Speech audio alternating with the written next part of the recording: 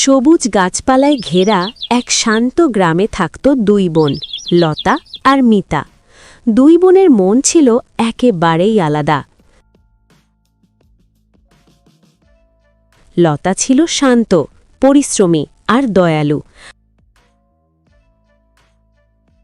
আর মিতা ছিল একটু অলস, বেশি লোভী আর সব কিছুতে নিজের লাভ খুঁজত।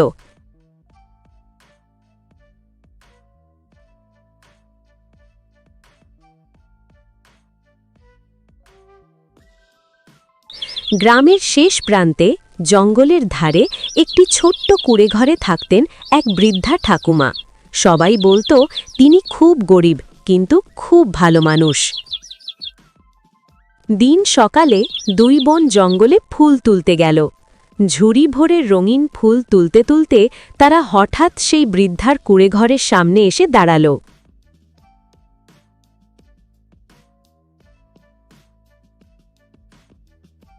ও মা, তোরা একটু পানি দিতে পারবি? খুব পিপাসা পেয়েছে আমার। আমাদের কাজ আছে, দেরি হচ্ছে। থাম বোন, একটু সময় দিলেই তো হয়। লতা নিজের ঝুড়ি নামিয়ে রেখে কাছের কুয়ো থেকে পানি এনে বৃদ্ধাকে খাইয়ে দিল। তারপর বৃদ্ধার ঘরের সামনে জমে থাকা শুকনো পাতা ঝাড়ু দিয়ে পরিষ্কার করে দিল। খুব ভালো মা, তোর মনটা খুব সুন্দর। যা চাস বল, আমি তোকে দেব। আমি কিছু চাই না ঠাকুমা, আপনি ভালো থাকলেই আমি খুশি। এই কথা শুনে বৃদ্ধা মুচকি হাসলেন। তিনি ঘরের ভেতর থেকে একটি ছোট্ট ফুল এনে লতার হাতে দিলেন। এই ফুলটা বাড়িতে নিয়ে গিয়ে যত্ন করে রাখিস। লতা ফুলটি নিয়ে বাড়ি ফিরল। রাতে হঠাৎ সেই ফুলটা ঝলমল করে উঠল, আর ফুলের পাপড়ি থেকে ঝরে পড়তে লাগল সোনার দানা।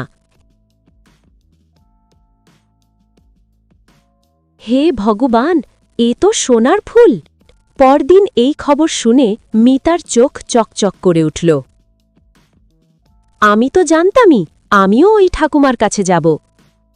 মিতা দৌড়ে জঙ্গলে গেল, কিন্তু সে না পানি দিল না সাহায্য করল। উল্টো চেঁচিয়ে বলল, ঠাকুমা, আমাকে তাড়াতাড়ি সোনার ফুল দাও। ঠিক আছে, নে। বৃদ্ধা তাকে একটি ফুল দিল, কিন্তু বাড়ি ফিরে রাতে সেই ফুল থেকে বেরোতে লাগল ছাই আর কাঁটা। এ কি হল? তখন মিতা বুঝল, লোভে নয়, ভালোবাসায় আর দয়াতেই সত্যিকারের ধন মেলে। সবুজ তার সোনার ফুল দিয়ে গ্রামের গরিব মানুষদের সাহায্য করল, আর মিতা ধীরে ধীরে নিজের ভুল শিখে ভালো মানুষ হয়ে উঠল। লোভ নয়, ভালো মনই জীবনের আসল সোনা।